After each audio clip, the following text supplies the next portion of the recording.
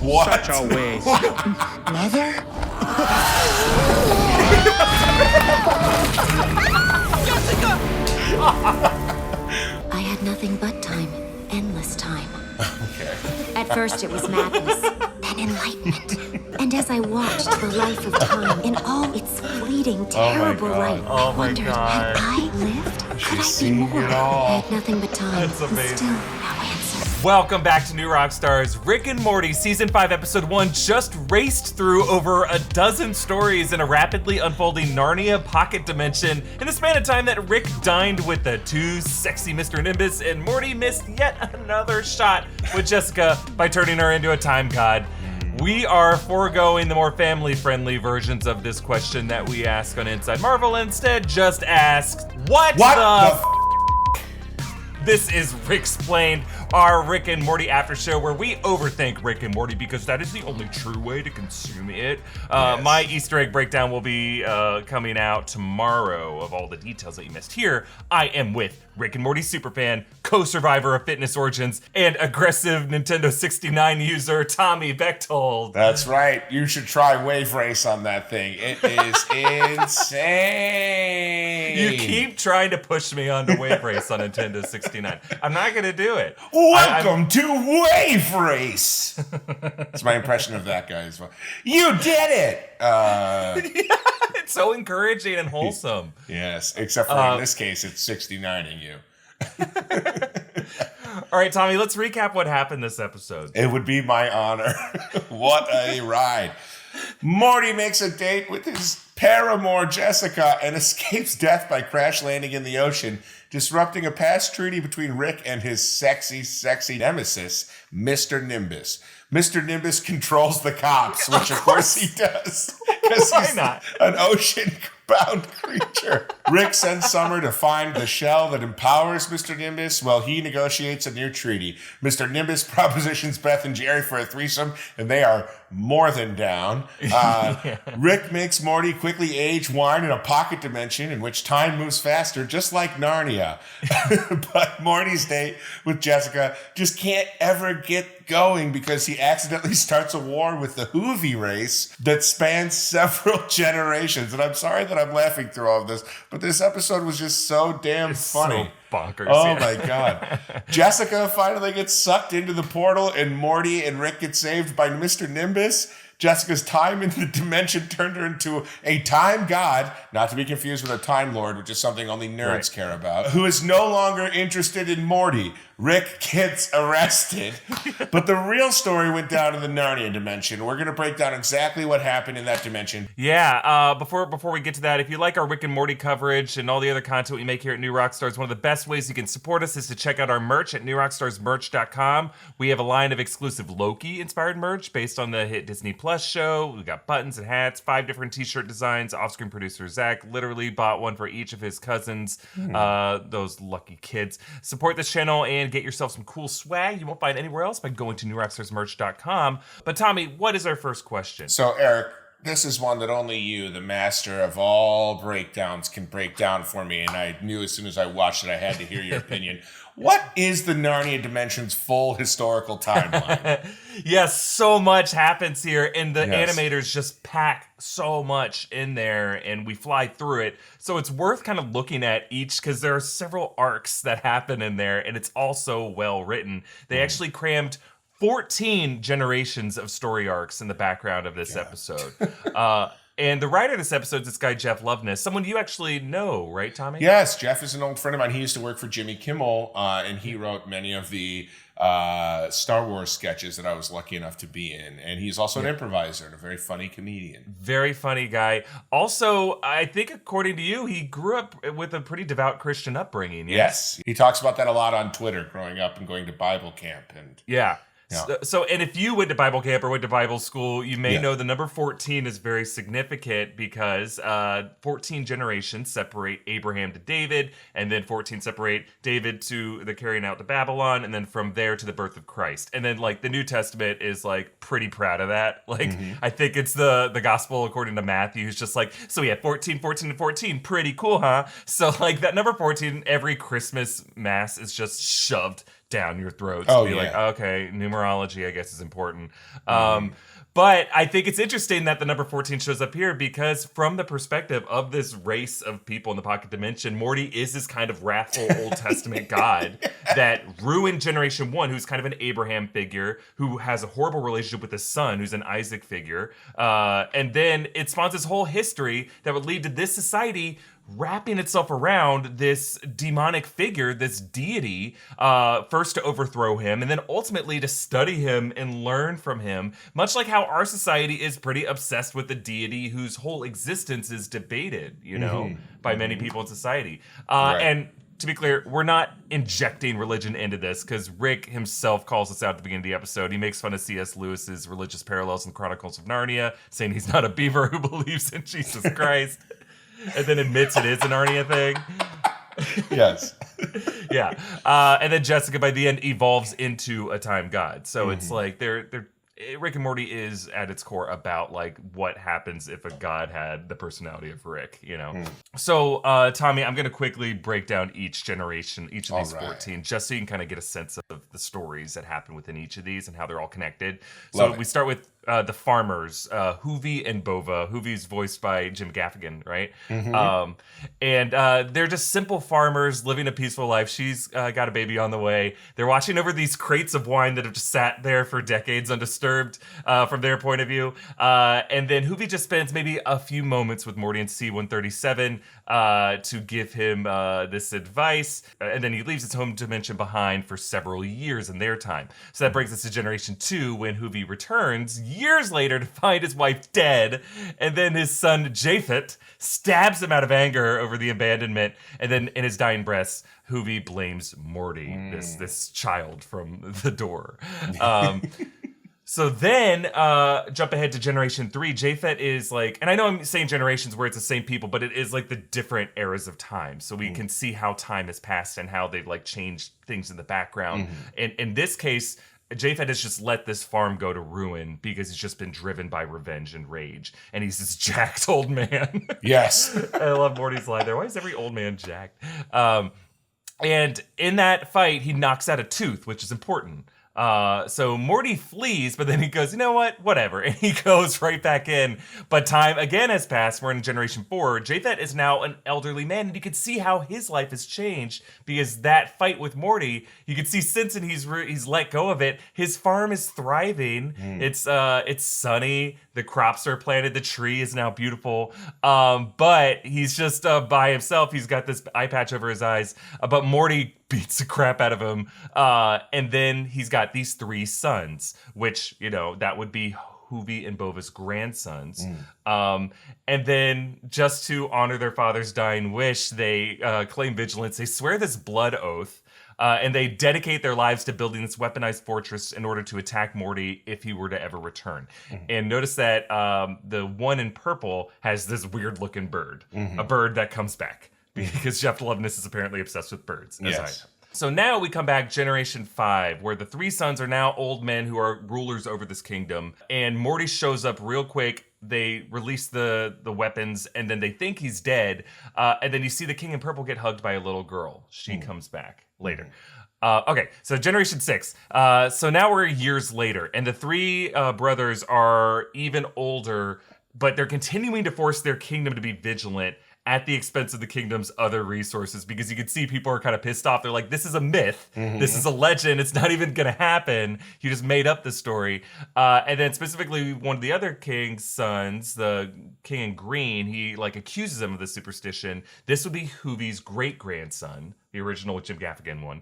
And then, so that kid gets banished and the sorcerer befriends them. And then we see a transition into Generation 7 where that kid grows up under the tutelage of the sorcerer who like transmits dark magic. He puts leeches on him. Yeah. Oh my God. And then you see during this training, 2 of the 3 brothers have passed away, leaving just his father left alive. And then that sorcerer leads him back into a rebellion. The kid kills his dad, but then the sorcerer stabs him in the back, and then Morty just returns, and everyone's like, oh my God, we were wrong. Morty blows up the castle, but he leaves. He tosses behind carelessly a tech gauntlet, and he's found by, now I think this is a grown-up version of that young girl who hugged the Purple King. Yes. And if that is the case, that is his daughter, that would make her cousins to this rebel, and make her Hoovie's great-granddaughter. So we're still in the bloodline here, I think. Yes. So then we see her lifted up. Generation 8, we come back years later with this girl, now an older woman, is leading this technologically advanced society. And she trains her son named Adam, who, if she is related, that would make him Hoovie's great-great-grandson. We're still in the bloodline. And he says he is a traveler. Yes. Which is great. And his mission is to assassinate Morty. And they run these simulations in this X-Men style danger room, which is just great. And we see how the society has evolved with their iconography, their banners, their flags, to be obsessed with this demonic version of Morty with horns. And he's kind of this devil figure to them. And in the background, you can see that she possesses what to them would be relics, but they're samples of Morty's hair and that one knocked out tooth. It's kind of floating there. So then we go on to Generation 9, where Adam is now a hardened adult, and he wears this suit that is pumped, it looks like, with the life force of 3 others. Yes. They just sacrifice their lives.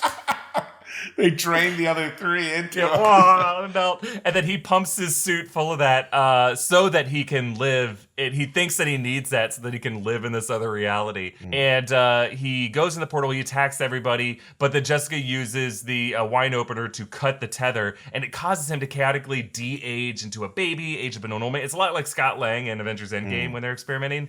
And then Adam just goes into this weird, trippy portal through time where he meets this cosmic bird at the end of time on a dying tree. He's just like, Mother? It's just so beautiful and tragic. Yes. And then Adam kind of basically flips out of existence. And then Jessica gets sucked back into the portal. So then, sometime later, we find out after this, Generation 10, Jessica is basically the object of these bickering authorities that are left over, and they freeze Jessica in this crystalline state. And then behind them, I love this, you can see murals depicting all the past leaders. So you have Bova, Hoovie was erased from their history, basically because they're pissed off at him for abandoning them. Right. And then the son Japhet, and then his 3 sons, also the bird, is still there. And I think this bird is definitely important in the society. Yeah. And then their son, the son who rebelled against them, and then Adam and his mother. So the full bloodline there. Generation 11 is throughout Jessica's montage, she witnesses the society falling into a brutal war. Generation 12, Jessica witnesses the society inventing artificial intelligence. Big mistake. That leads to Generation 13. The AIs have now slaughtered their creators, their skulls on pikes, and they're overseen by these cyberpunk birds. Which I just have to think must be a derivative, the way like societies evolve over time and just symbols change meaning, and the AIs think like this was important to us, and then they take that king's bird, the iconography, and then that becomes the bird overseers of this AI race. Absolutely. And then that brings us to the final generation. We see Generation 14, where Morty returns to find what he thinks will be his future self in this white void at the end of time, tending to a tree. And then what they call a stripped down Sundance sci-fi. Yes. Which is what? Like, that's Annihilation or Tree of Life or something what was the fountain, maybe? Or the fountain, yeah. Oh, so great. And because the Rick and Morty writers are like, oh, so basically just like one of our subplots in any given episode of Rick and Morty, if we were to just stretch that out to 90 minutes, that could be a Sundance movie. Right. Yeah. But it's all a simulation. And actually, the reason I call this a separate generation is the AI scientist who talks to Morty says that it has been centuries since the AI race has begun. So that's at least one generation, but dozens, really. And then this society ends by getting wiped out by a flood from Nimbus, which there's a Noah parallel there. Am I wrong? No, like, of course. And for this society to just get wiped out by a simple Old Testament Bible disaster. It's a biblical disaster for sure. Is full circle. Yeah. And it ends up spawning this new god, this time god of Jessica in the universe. So I don't know, Tommy, am I wrong? Is this the most like storytelling we have seen in the background of a Rick and Morty episode? I mean, it was just an insane, like, the detail, and I can't think of another one. I mean, obviously, what was the train, the story train in 406. Tales from the Citadel had 4 different storylines. Yeah, but like spanning, centuries. Each of these things, if you look into them, you can see like the Game of Thrones style, like revenge plot, the redemption plot. For all of them. The sorcerer being like doing the classic like evil mentor, like people always like reject others who think differently, or like just whatever the line was. But it was like, oh my god, this is so perfect because it's just this race of cow humanoids that are all. Yeah. Although the stakes are so low, it's just like the guy went to help Morty carry a heavy case of wine, and it caused all of this. Oh, it's so funny.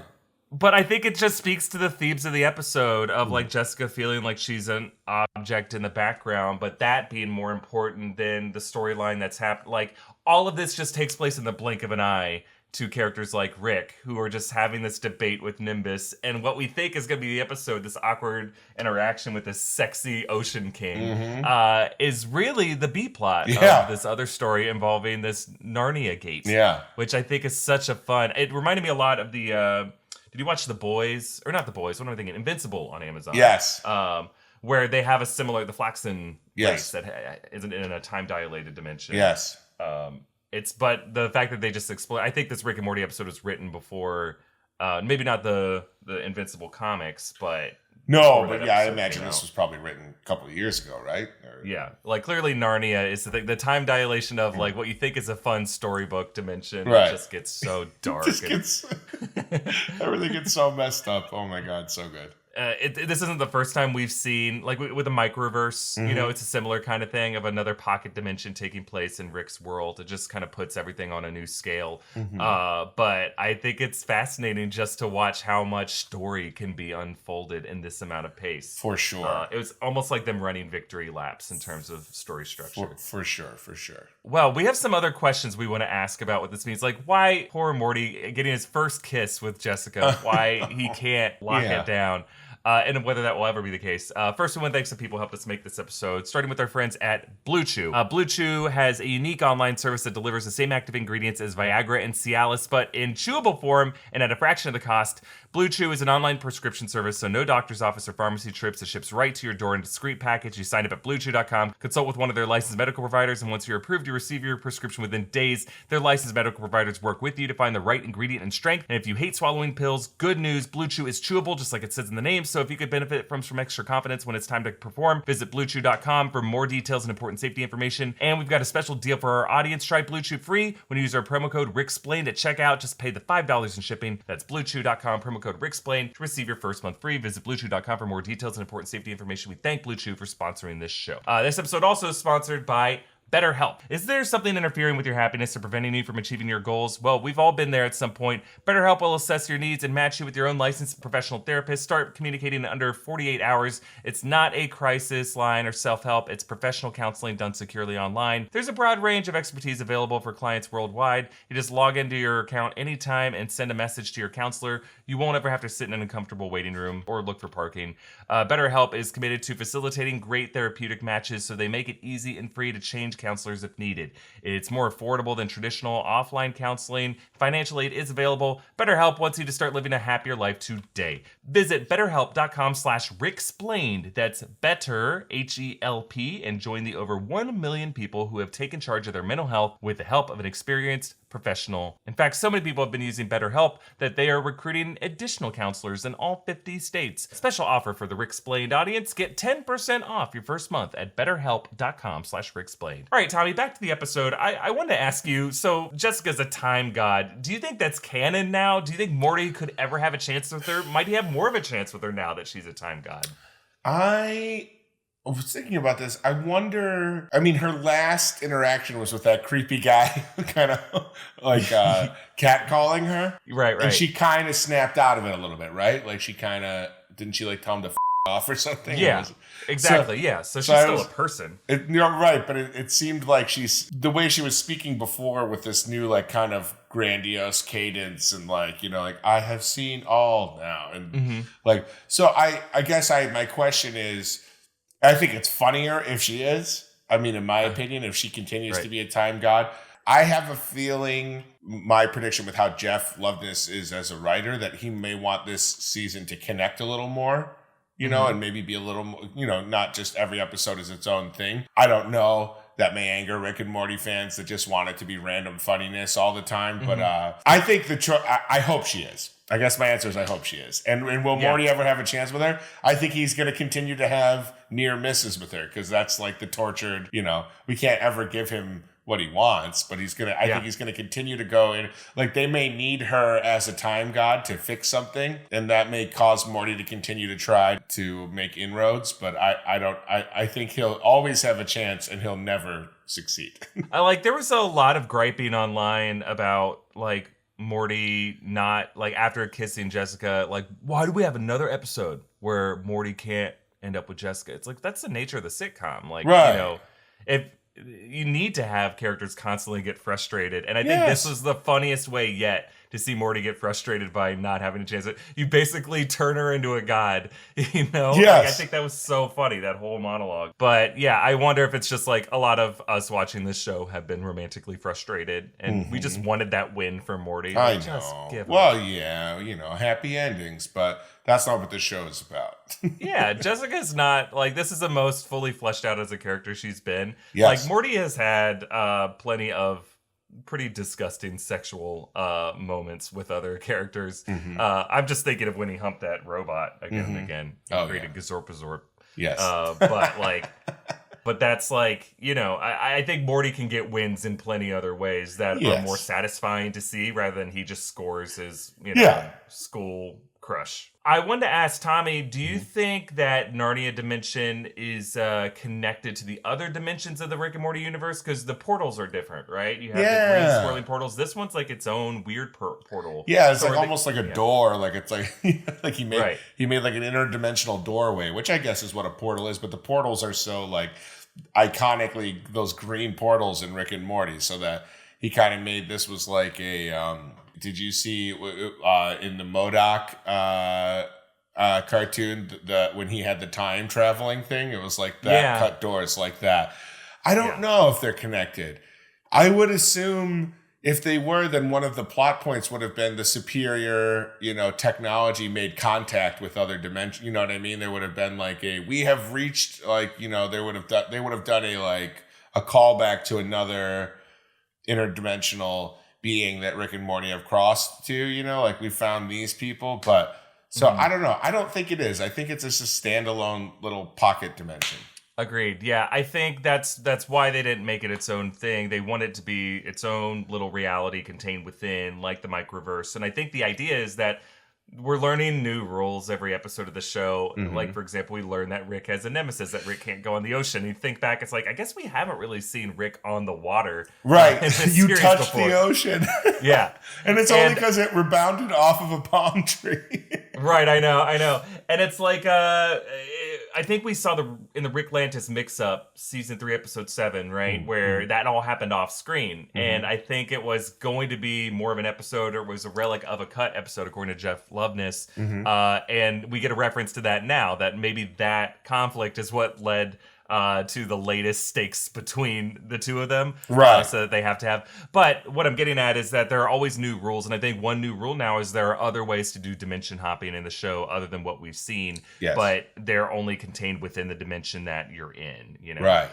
So like, but it also says there may be other ways. There's like this time-dilated one. There's the microverse battery. Rick has other little pocket dimensions that serve whatever petty functional need that he requires, whether it's powering his ship or just aging up wine or aging up other things, which I think is real fun. The next question, Kyle. There was this mention of Rick having another assistant named Kyle. Who is Kyle? I love how dismissive he was. He's like, don't worry about that. And I love the fact that Mr. Nimbus liked the other guy. But here's the thing about the character of Mr. Nimbus is he may have only been saying that just to be an asshole to Morty. You know what I mean? Oh, sure. Yeah, that's possible. You know, like the way horrible bosses are always talking about their great old employees. Like, the person who used to do this job. But I don't know who Kyle is.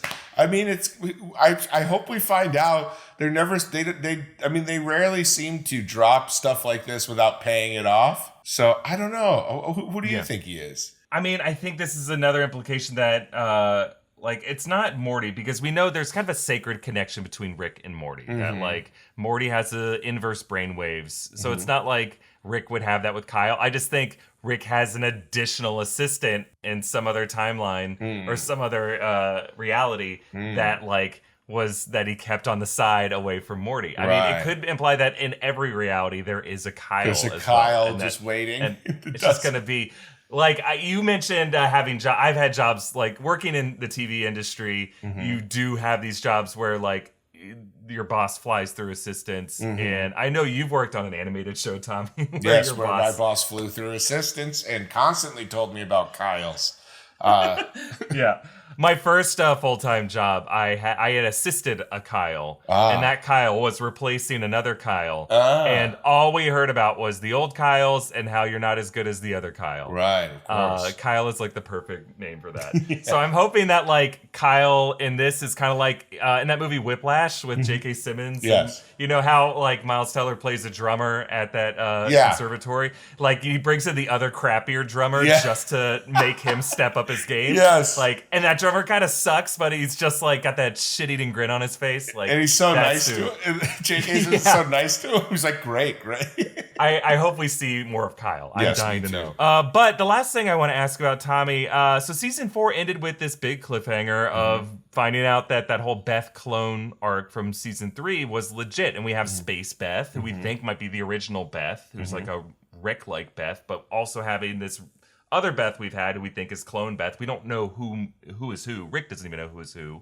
But it was implied that Space BETH is going to be a thing on the show now. But she did not show up. No reference to her in this episode. Now, I know they wrote a ton of these episodes out ahead of time. Right. Not all of them are going to connect continuity-wise. I assume we'll see Space BETH again. But what do you think happened to Space BETH after season 4? I wonder from a practical standpoint if this just episode didn't include her and she's going to be in the next episode. You know what I mean? Yeah. I don't know what happened because I think that it was made clear that she was going to be a part of the show. So I don't know. I guess I don't have a good answer for that. I kind of just think it's like many things when we watch probably next week we'll see her.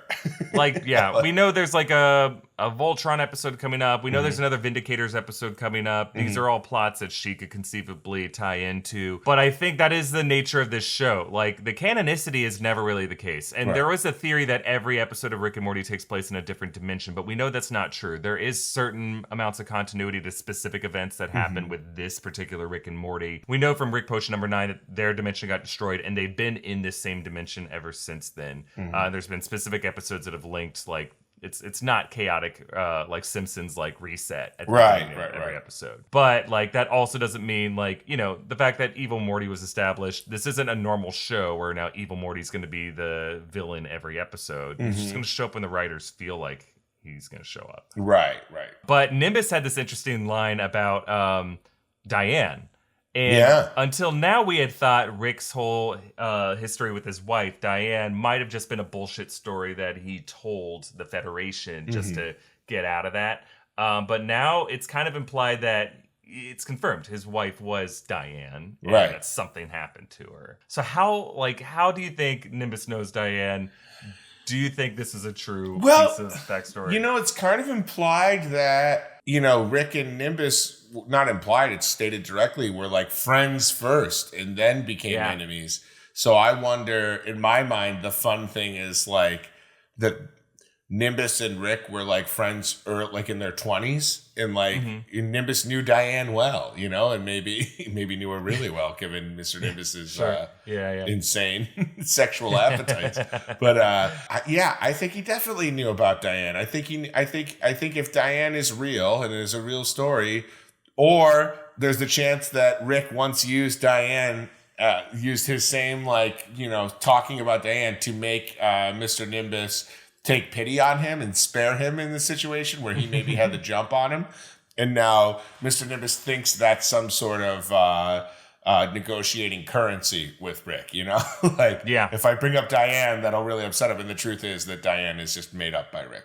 Who knows? Rick is such a sick who knows, you know? Yeah, I don't think we'll ever, I kind of don't want them to ever fully give us the story of Diane. I kind of like it being this implied piece of humanity from his past that Rick never truly And it's explores. a fun TV trope that like they're kind of making fun of when shows reference a thing and then they I mean they do often pay it off in the most unsatisfying way. So it's like never do it. Just have it always be Diane. Like, what is... Yeah. Well, we'll call it there for this episode of Ricksplained. So the Easter egg breakdown of all the little details that you might have missed this episode will come out tomorrow. And Tommy and I are going to be back next week to react to episode 2 of season 5.